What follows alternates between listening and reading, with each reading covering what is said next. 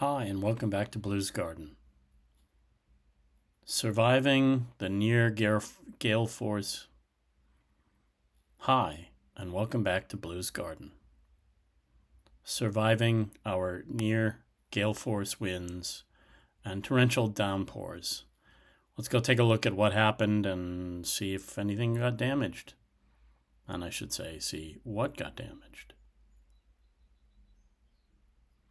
So, it was a heck of a week. Heck of a week. That's the best way to put it.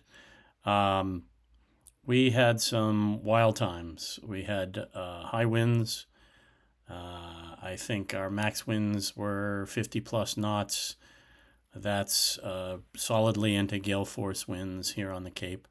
And I think we had some torrential rains. I know that somewhere, I can't remember where, it might have been Hyannis, somebody reported 5 inches of rain. It was more like 2.5 inches, something like that in Truro, which is down next to Provincetown for those people that don't know, which is right out next to the tip of Cape Cod, which is about as far as you can go without getting really wet in the Atlantic. So let's go take a look and see what got drenched and what didn't. So, quick look outside. Looks like the herbs and lettuce are doing fine, although that long, low one in front is very saturated. I'm going to have to see what I can do about that. The raspberries, rain never hurts them. The winds are fine. The potato, they seem to survive very well. They're doing very well in this new location.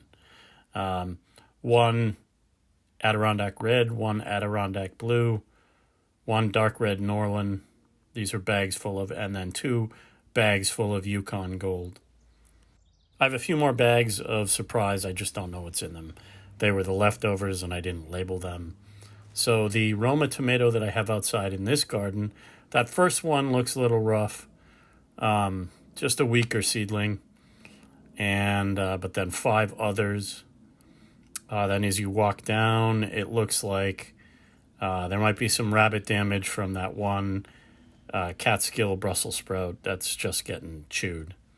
There's a couple of gourds. That bright green is a gourd. Baby Boo pumpkins. There's another gourd and then another Baby Boo pumpkin. This 4-pack of golden zucchini. These 3 beefsteak tomatoes did well. No real damage. I've got 2 black Krim tomato, 1 Manitoba, and then this one here is part of 4, 1, 2, 3, 4 mushroom basket.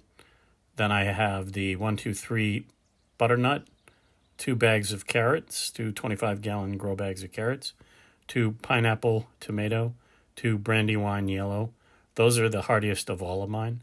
3 Rio Grande tomato. Some giant crimson tomato. I can't remember what that last one is. Looking here, the 2 sets of different beets seem to do well. These are my row of different cherry tomatoes. I believe those are white cherry. So no, these are the white cherry. These two are sweetie cherry. These 2 are, black cherry, sweetie, yellow. These 2 are 1, 2, 3 Ukrainian plum.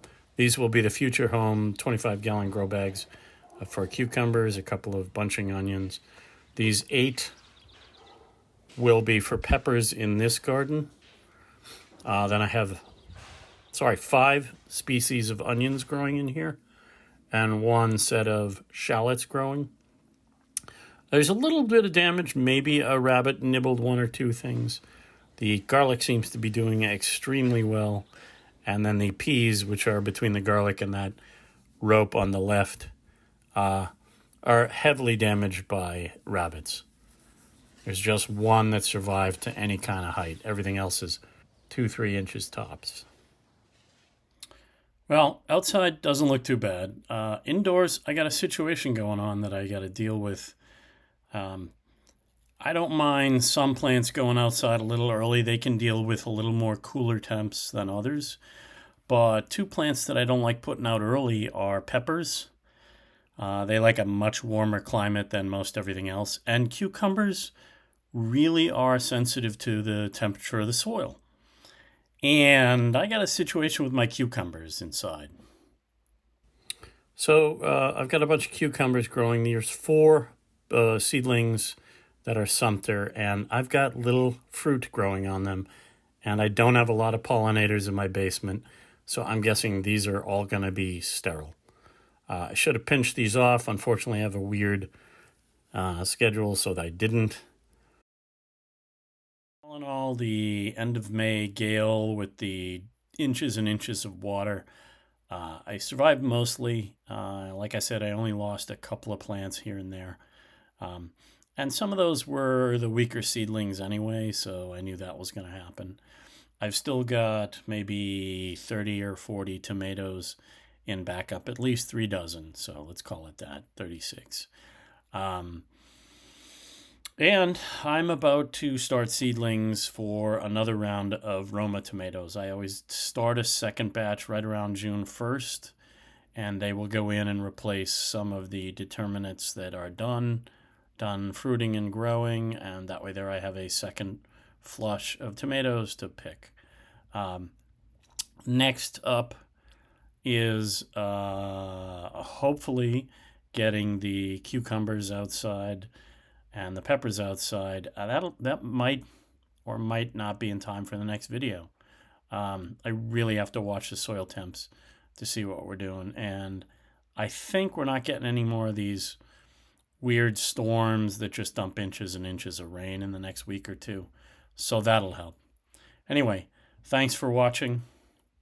I appreciate everything you do. If you could like, share, and subscribe, that helps me grow, and hopefully that helps you grow. Thanks. Bye.